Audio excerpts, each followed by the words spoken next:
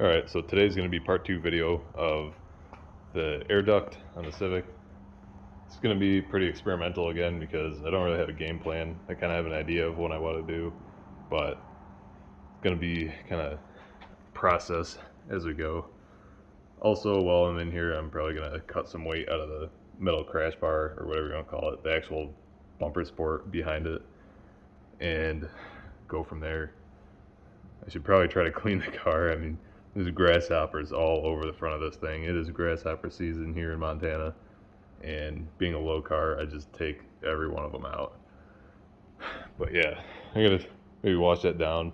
I also had to clean up the garage because yesterday I was doing ball joints in the Toyota and shocks and all that.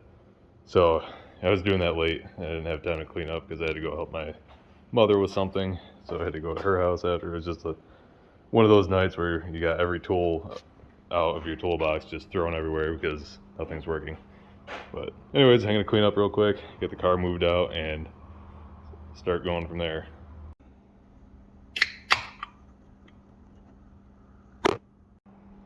Alright, so I got that nightmare all picked up. I'm gonna take the bumper off and kind of just see how things line up from there, because I want to see if I cut some of the bumper support out, if I have more room to make kind of like a cone shape with the plastic that I got, and I guess go from there.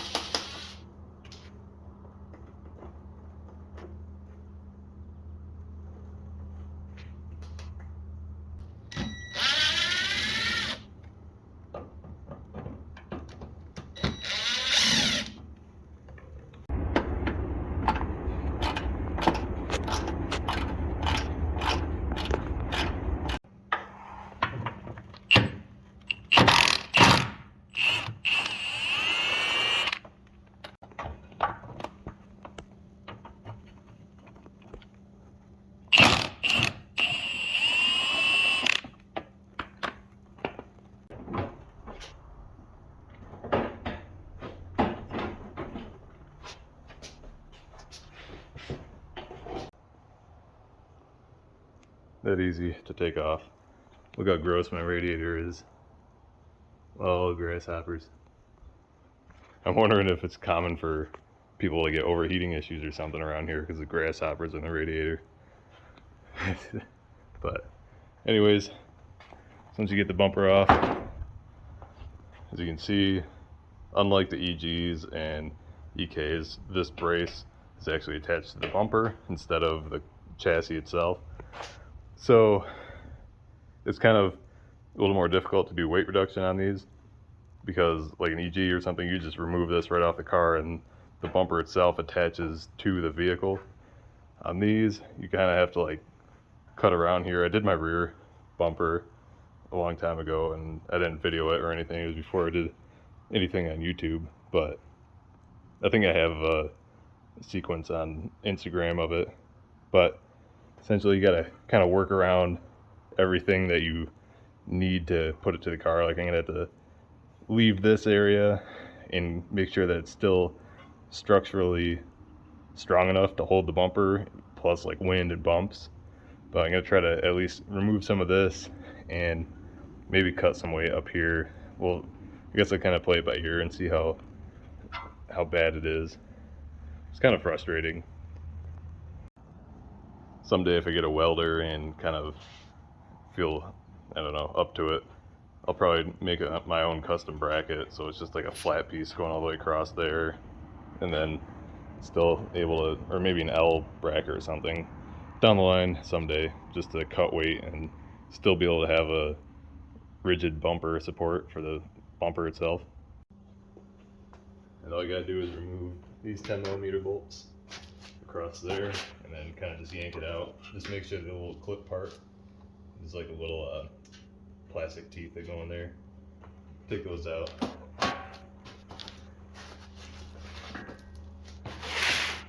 There you go. So what I might do, at least for now, I'm gonna cut as much from here over I can, just because this is the area I'm trying to open up for the intake for the little cone I got, or that I'm gonna make. And then I don't know if I'm gonna do it in this video, but maybe down the line I'm gonna cut out a lot of metal from the front area, because nothing bolts here at all. It's just kind of what that foam piece rests on. So as long as I got enough in the front for that to sit on, then it'll be good. As well as down here, cut this part off. I need to keep this flat piece obviously for the bumper to mount to the little tabs. So essentially cut off as much as I can to create like an L shape or something. But yeah, whatever I cut over this side for the intake, I'm gonna match on that side as well, just to cut weight and keep it symmetrical. I just started cutting and there's some sparks, so I'm gonna wet the ground out there because it's really dry out here in Montana. But the majority of them I'm just sending back into the concrete.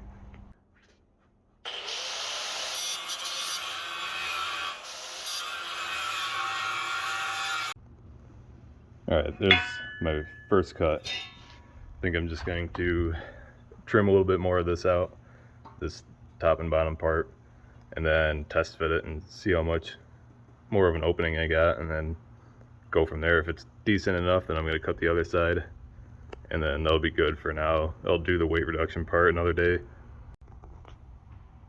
Alright, I got those last two bits cut up. I'm going to put it back inside the bumper and then throw it on the car and see what the clearance looks like. Okay, so I just threw one bolt in there to get it up there, but I was dumb and I forgot to take a video of, or like a picture before I cut it out. So I think in my first video of the intake I have a video, so if I can find that clip I'll throw it in here. As you can see, the hole that goes back to where the intake's going to be, there's my tire. It's only this big anyways, because that's the crash support, or the actual bumper. There's just a little hole sliced through here, but it did open it up quite a bit more to the intake.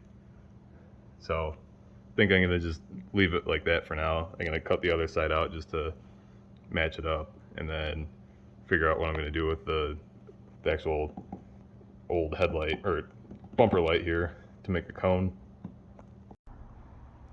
Okay, other side is done. I got a little carried away and took a couple of chunks out there just to, you know, be a race car and weight reduction. But I'm going to throw my grinding wheel on, grind up the sharp edges, throw a quick spray of black on there so it doesn't rust, and then throw the bumper back together, and then start working on the actual vent, because I need everything in place to see how much room I got.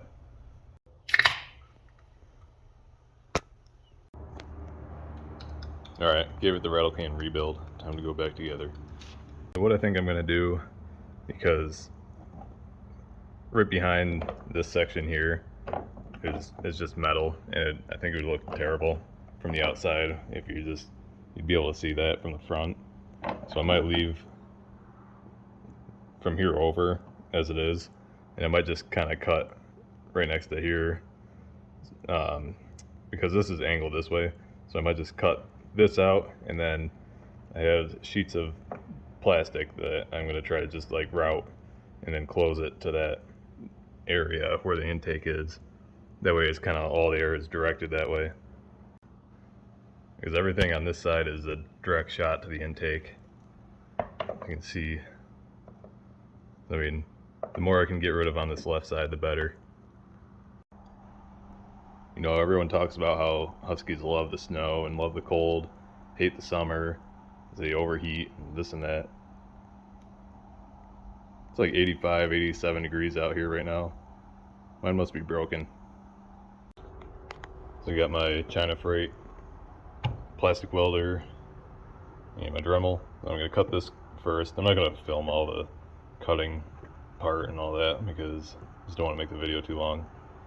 But I'm going to cut as far as I can out here. All I need is really the hole for the screw to go through. So trim it up and go from there. Okay, so this is kind of the idea I came up with. I trimmed off that piece right here. That's there. Took that off.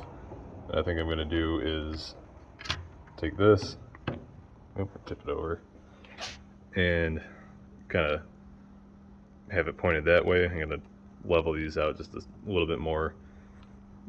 But on the front of the car, that's where the intake is, so it's going to be angled that way, and then kind of build off of that. So I'm going to put another panel this way to box it in. So everything's just going to be boxed in going that way. I'm going to do it as best as I can with what I got. I'm no engineer, but I got a plastic welder and some plastic. Alright, I got the first little panel on. I'm not going to film too much of this because it takes forever, and I don't want to make this video long, like I said. And I also have like no memory left in my phone, and I just bought a new phone, but it's not here yet. But that's besides the point. So I'm going to do another one of these strips on this side. I'm probably gonna cut into this, kind of the angle I want, and then slip it in, and then that way it's easier to keep its shape while I'm doing the plastic weld. And then obviously I'm gonna fill this corner right here. So I'm gonna put a piece on top of here and then weld it to the edge right here. So, and then after I get that set up, I'm gonna cut a big panel for the top and bottom, and that should be good to go. And just to make note, I flattened those two like rectangular areas there on the bottom here and the top. There's like a bump just so I can get a flatter surface to weld the panels to that I'm making.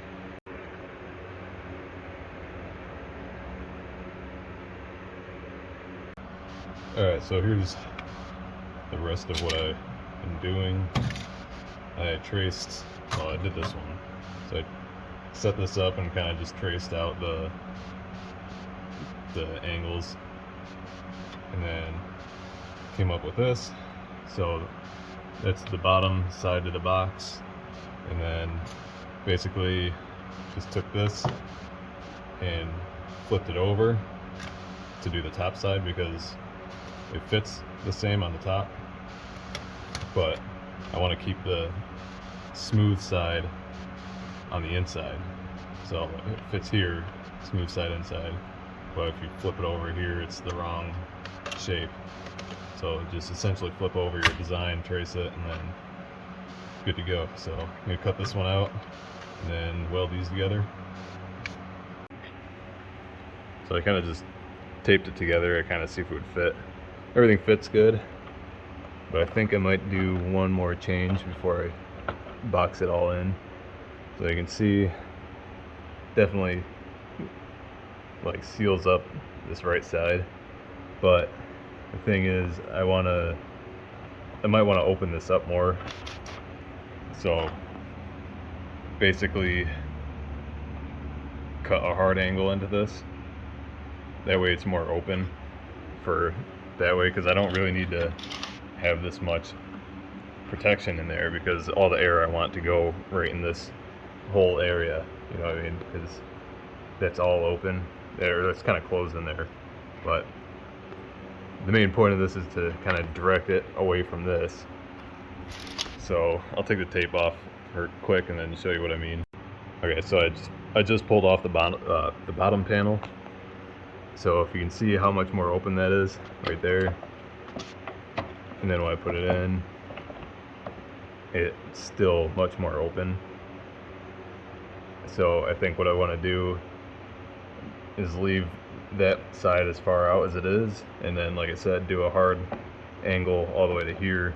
That way I'm getting more air directly into the intake where everything is enclosed over there, because there's no sense in restricting it. So I'm just going to cut hard angle here and then just going to trim this one side, and then I might actually cut a little bit more of this part. I'm just kind of using this to line everything up and give it more support. But yeah, I think that's what I'm going to do. I mean, this looks cool and all as a complete box, I think, but function will be better if I cut that angle into it and get more airflow. Okay, so there's more of the angle I was talking about. I just gotta cut this piece out, or just the rest of it. Put it together and it'll be good. And to kind of show you what I'm doing, I gave myself a little lip right there, and I'm kind of melting it together. So that way it becomes pretty much one solid piece, one box when I'm done. In the corners like here and stuff, I added material. They give you these sticks, and when I can join like these big sections, I use some material as well. But I don't want to do any material on the inside if I can avoid it. I just want to leave it as smooth as I can. So we'll see how solid it is once it's all together. Okay, it's all sealed up. It's kind of ugly on the back side, but I don't really care. I gotta respray it too because I kind of scratched it up and took some of the old plastic dip off so I can melt the plastic better. So I just gotta spray it, throw it on the car, and maybe go for a test drive for no reason. See if it'll hold up, but it's pretty solid. I mean, you could probably use epoxy to do the same thing, but I kind of just wanted to make it one piece, because you're literally melting the plastic together to conjoin it, so it's pretty solid even with the little bit of material holding it together, because I didn't use any extra material down these seams. I just melted it together. So I guess we'll see how long it takes, or see how it holds up in the long run rigidity wise. So we throw it in. Okay, I got it all back installed. I had to go somewhere, so it's late now, it's dark out. But as you can see, get my light on it. Definitely opened up the hole a little bit more, and if I can get, alright, there we go. You can see it just directs all the air directly into that kind of boxed in area that I have the intake in, and it directs it that way. So since I cut out the metal and all that, I think it's gonna get a lot better airflow. But yeah, I'm gonna probably wash the car tomorrow morning and take some just quick cinematic photos or whatever, just to close out the video. Sorry, it's kind of just late again. I feel like lately it's just been so off, but if you like the video, I appreciate a like. Subscribe if you want to keep up with all the projects I got going on, and if you want to see stuff kind of ahead of time. If you follow my Instagram, same as my YouTube, poverty_society, I usually post stuff on there first just because it's quicker or whatever, or while I'm doing stuff. So kind of get a preview of stuff on there before I actually make a video or upload the video.